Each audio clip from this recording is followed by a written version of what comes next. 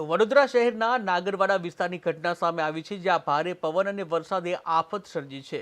ત્યારે જૂના મકાનનો કેટલોક હિસ્સો ધરાશયી થયો છે, જ્યાં હિસ્સો ધરાશયી થતા વાહનો દટાયા હતા। ત્યારે એક કાર તેમજ 3 થી 4 ટુ વ્હીલરને નુકસાન થયું છે।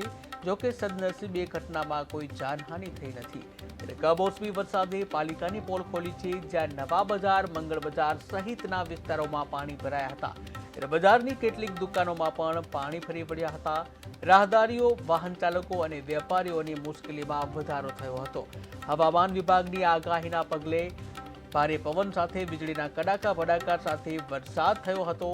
ત્યારે વડોદરા શહેરમાં પણ વરસાદને પગલે નાગરવાડા વિસ્તારમાં ભારે પવન અને વરસાદે આફત સર્જી હતી। જૂના મકાનનો કેટલોક હિસ્સો ધરાશયી થવાની ઘટના સામે આવી હતી। આ ધરાશયની ઘટનામાં કેટલાક વાહનો દટાયા હતા। ત્યારે એક કાર તેમજ 3 થી 4 ટુ વ્હીલરને ભારે નુકસાન થયું છે। જોકે સદનસીબે આ ઘટનામાં કોઈ જાનહાનિના સમાચાર આવ્યા નથી, જ્યાં કમોસમી વરસાદે પાલિકાની પોલ ખોલી નાખી છે। શહેરના નવા બજાર, મંગળ બજાર સહિતના વિસ્તારોમાં પાણી ભરાઈ ગયા હતા। ત્યારે બજારની કેટલીક દુકાનોમાં પણ પાણી ભરાઈ ગયા હતા। ત્યારે ખાસ કરીને રાહદારીઓ, વાહન ચાલકો અને વેપારીઓની મુશ્કેલીમાં વધારો થયો હતો।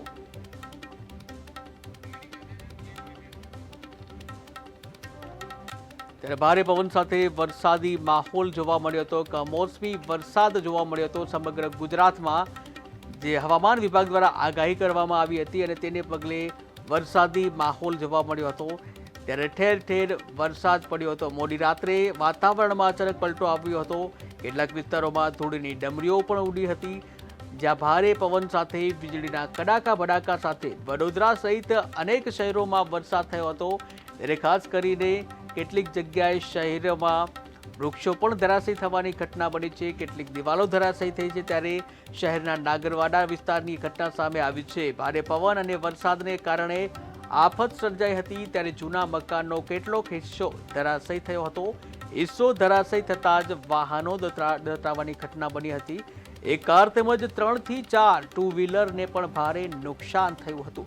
શહેરમાં થોડા જ વરસાદમાં ઠેર ઠેર પાણી ભરાઈ ગયા હતા અને પાણી ભરાતા જ તંત્રની પોલ ખુલી ગઈ હતી। ત્યારે નવા બજાર, મંગળ બજાર સહિતના વિસ્તારોમાં પાણી ભરાઈ ગયા હતા। બજારની કેટલીક દુકાનોમાં પણ પાણી ભરાઈ ગયા હતા। ખાસ કરીને રાહદારીઓ, વાહન ચાલકો અને વેપારીઓની મુશ્કેલીમાં વધારો થયો છે।